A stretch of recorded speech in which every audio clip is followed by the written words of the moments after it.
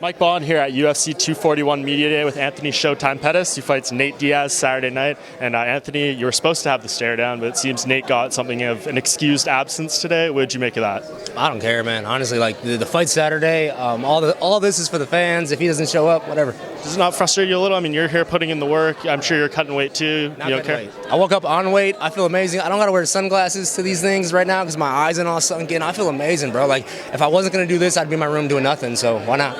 Fair enough. And yeah, can you just give us a little insight on how different you feel? Because usually on fight week, I mean, it seems like a much more intense vibe for me just because I'm sure you're not feeling the best. Yeah. I'm not dying. Like literally, I gotta die Friday and then fight on Saturday. Like for real, I'm so focused on the weight cut that in my head, the event's Friday. And then I make the weight, I rehydrate, fall asleep, get up. I'm like, oh shit, I gotta fight. And I can't keep, I've done that so long, 32 fights.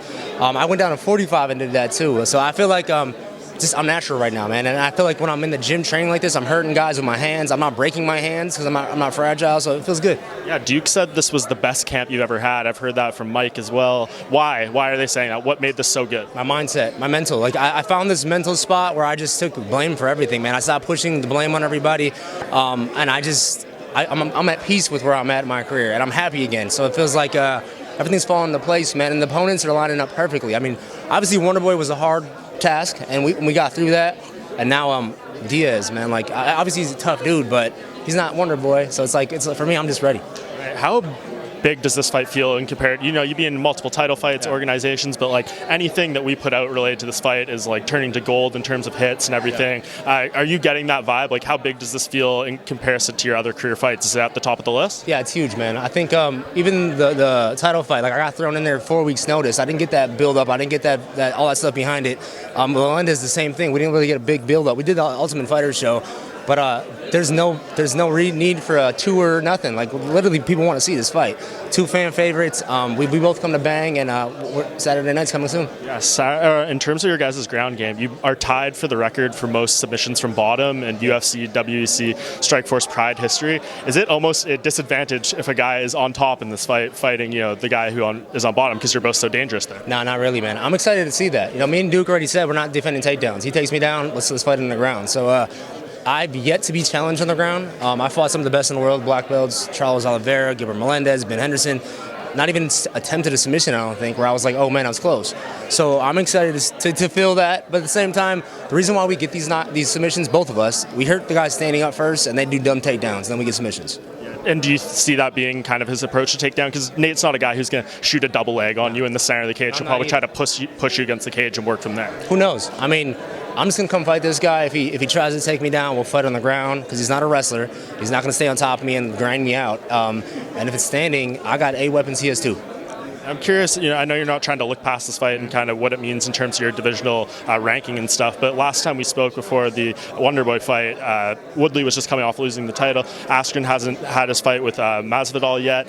It's changed a lot in terms of like where these guys stand. It seems like the road for you to go to that title is a lot more clear than maybe it was going into your debut. For sure, but I'm not right at this point in my career. I'm not chasing that title shot. It will happen when it's supposed to happen. All these guys are like stepping out of character to get these title shots. I'm just being me and fighting. And the Conor McGregor fight, everyone talks about that. Do you think this guy is even going to come back? I'm not sure if you saw the news this morning of that video that came out of him hitting like an elderly man in a bar. Damn, it was crazy. But who knows what that dude said, man? Like, I'm sure something was said for him to do that. He's not going to punch somebody in the face for no reason. But that's another fan favorite fight. I'm not going to sit here and wait for Conor McGregor, call him out or anything. Like, if he wants to fight and he wants to fight me, send the contract. I'll be there. Are you surprised by Nate saying the fact that, there's no beef here? He's kind of changed his tune a lot, and he denied the fact that he's jealous of you as well. Man, I don't know. Well, I mean, obviously he's not jealous now. I think he got what he wanted. That fame and notoriety that I had, that he was jealous of at the time, he got it now. So I feel like it'd be stupid for him to say he's jealous of me now because that's what he wanted. But it is weird because we definitely had some beef. But I mean, if there's no beef, man, it is what it is. I'll shake his hand after the fight.